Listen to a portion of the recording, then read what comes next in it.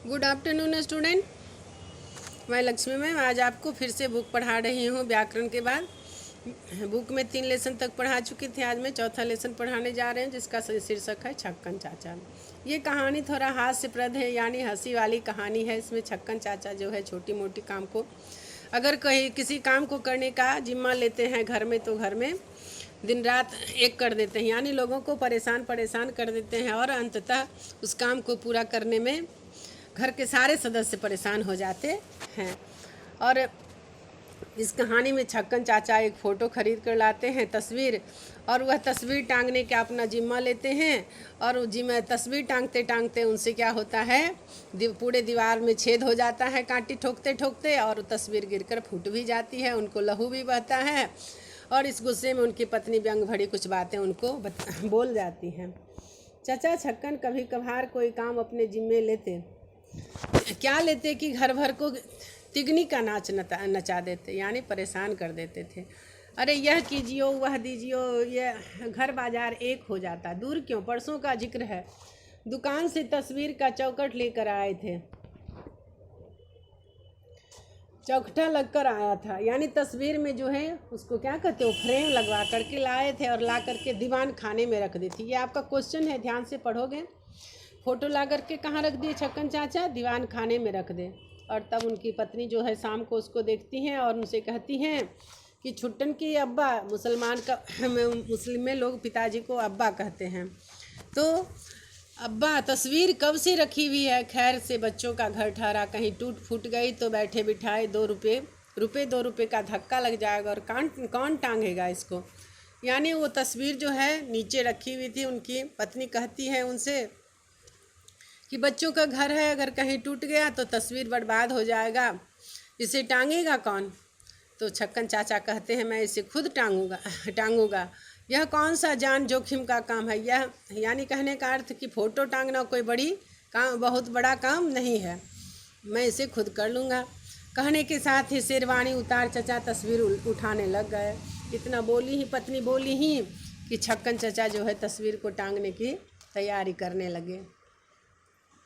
अमामी से कहा, बीबी से 2 आने पैसे लेकर कीले ले आओ।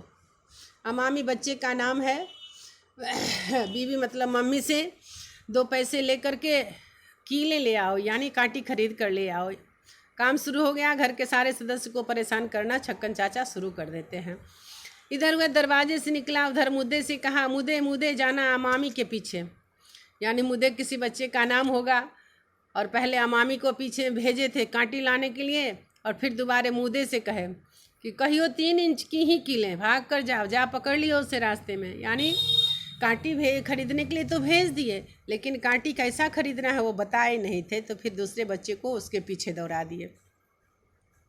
तस्वीर टांगने का काम तो शुरू हो गया, और अब घर भर की सामत, यानी घर भर की मुसीबत बन गई। नन्हे को पुकारा, 2 बच्चे को तू कांटी लेने के लिए भेज दिए, अब तीसरे बच्चे को पुकारते हैं, घर में जरा हथौड़ा देना।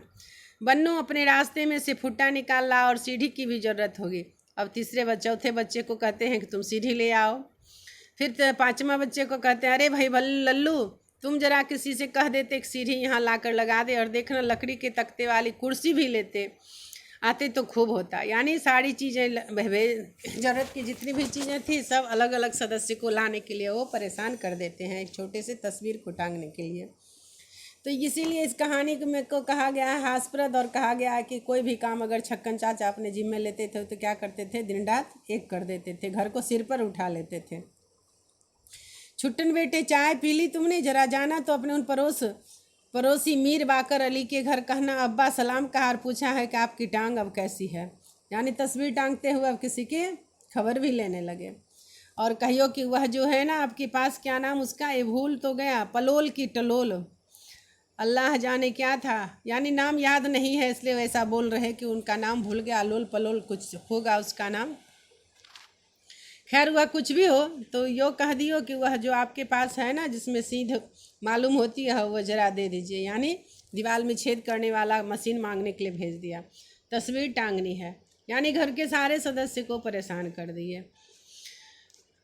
तुम यहाँ चल दिए लल्लू, कहाँ जो है जरा यहीं ठहरे रहो, सीढ़ी पर रोशनी कौन दिखाएगा। यानी सीढ़ी ला करके जिस बच्चे को सीढ़ी लाने के लिए भेजा गया था सीढ़ी लेकर आया और रख कर चला गया। तब फिर उसे पुकारते हैं कि सीढ़ी लेकर रख कर के चले जा रहे हो तो मुझे रोशनी कौन दिखाएगा, क्योंकि शाम का समय हो चुका था। आ गया मामी, यानी कांटी लेने के लिए जो गया था वो भी आ गया। ले आया किले, मुझे मिल गया था 3-3 इंच की ही है, बस बहुत ठीक है। बच्चे कांटी ला करके देते हैं छक्कन चाचा को। ये लो, सुतली मांगने का तो ख्याल ही न रहा। अब कहते हैं कि कांटी तो ले आया लेकिन सुतली मंगाने का, रस्सी मंगाने का ख्याल ही नहीं रहा, फोटो टंगाएगा कैसे। अब क्या करूं, जाना मेरे भाई जल्दी से। कहता जल्दी से फिर से जाओ, हवा की तरह जा और देखियो बस गज सवा गज ही तो सुतली, ना बहुत मोटी हो ना पतली। यानी सुतली लाने के लिए उसको बता रहे कि 1 या सवा गज की सुतली का लेना, और रस्सी का सुतली कैसी हो, ना बहुत मोटी होनी चाहिए और ना बहुत पतली होनी चाहिए, तस्वीर टांगने के लिए चाहिए। ले आया। वो बुद्धू कहाँ गया? बुद्धू मियाँ, यानी उनके घर का कोई सदस्य हो रहा होगा बुद्धू मियाँ। इसी वक्त सबको अपने काम की सूझी है, यानी वो बहुत गुस्सा में झल्ला करके कह रहे हैं कि सब अपने अपने काम में व्यस्त हो गया है, हमारे मदद के लिए कोई यहाँ नहीं है। जरा आकर हाथ बटाए, यहाँ आओ, तुम कुर्सी पर चढ़कर मुझे तस्वीर पकड़ाना। लीजिए साहब, खुदा खुदा करके तस्वीर का समय आया, मगर बदशगुनी हो गई। कांटी तो ठोका गया लेकिन अब शगुन हो गया। क्या हो गया? तो चचा उसे उठाकर जरा वजन ही कर रहे थे कि हाथ से छूट गई।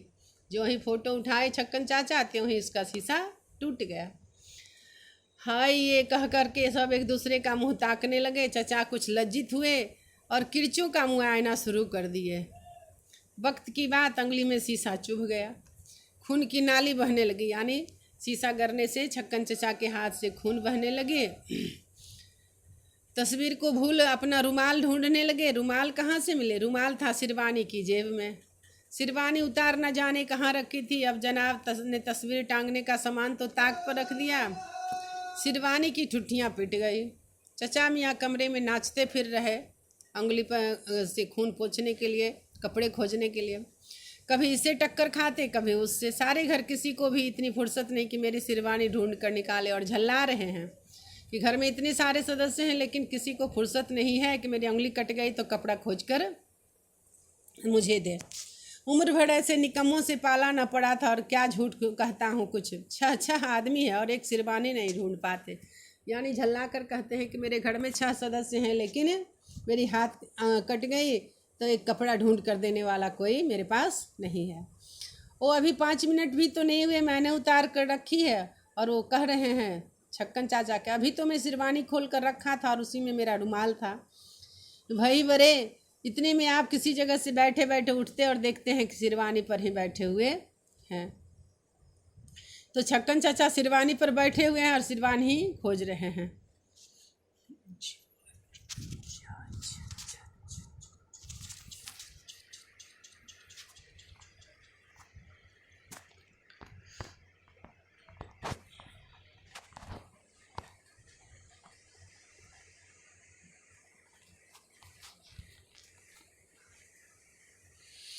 अब पुकार पुकार कर कह रहे, अरे भाई रहने देना, मिल गई सिरवानी, ढूंढ ली हमने।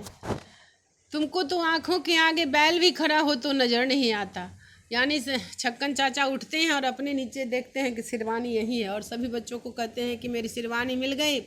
तुम लोग तो ऐसे अंधे हो जैसे तुम्हारे सामने बैल भी खड़ा हो जाए तो नज़र नहीं आता। आधे घंटे तक उंगली बंधती बंधाती रही। नया शीशा मांग कर चौखट पर जरा। तमाम किस्से तय करने पर 2 घंटे बाद फिर तस्वीर टांगने का सवाल पेश हुआ। यानी फिर से शीशा मढ़ाया गया उस तस्वीर पर, और फिर उस तस्वीर को टांगने का काम शुरू हो गया। औजार आए, सीढ़ी आई, चौकी सामान लाई गई, यानी तस्वीर टांगने के लिए जितने भी चीज़ों की ज़रूरत थी सब जमा कर ली गई। चचा जान सीढ़ी पर चढ़ रहे हैं और घर भर, जिसमें मामा कहारी भी शामिल हैं, आधा दायरे की फसलें मदद लेने को कील कांटे से लैस खड़े हैं। यानी अब जो है सब आदमी उनकी मदद करने के लिए सामने पड़े हुए हैं। दोबारे में लो, आदमियों ने सीढ़ी पकड़ ली, 2 आदमी ने दो आदमी सीढ़ी पकड़ लिया। चचा जान उस पर ऊपर चढ़े। एक ने कुर्सी पर चढ़कर कील बढ़ाई, एक ले ली, दूसरे ने हथौड़ा पहुंचाया। यानी सभी सदस्य जो है एक एक चीज़ लेकर उनकी मदद के लिए खड़े हो गए। खिसियानी आवाज़ में बोले, ये लो कमबख्त, कील छूट कर गिर पड़ी। जब उनको हाथ में कील थमाया गया दोबारे, तो कांटी छूटकर हाथ से नीचे गिर गई।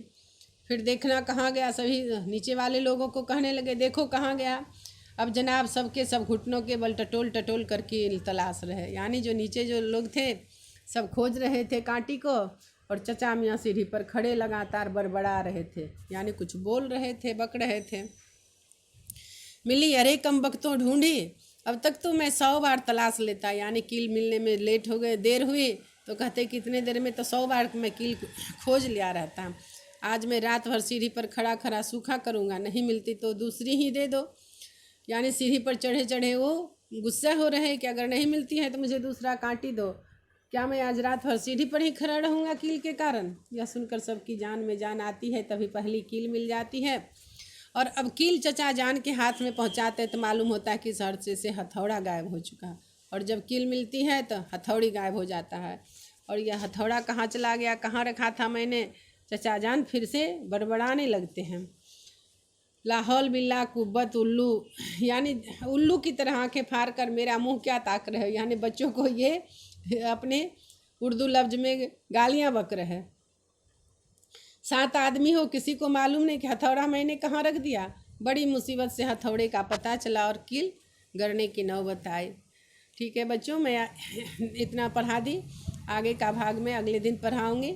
इस कहानी को किताब भेज दे रही हूँ, आप लोग पढ़ोगे ध्यानपूर्वक और सही गलत बनाने वाला, खाली जगहों को भरने वाला प्रश्न उत्तर करोगे। धन्यवाद।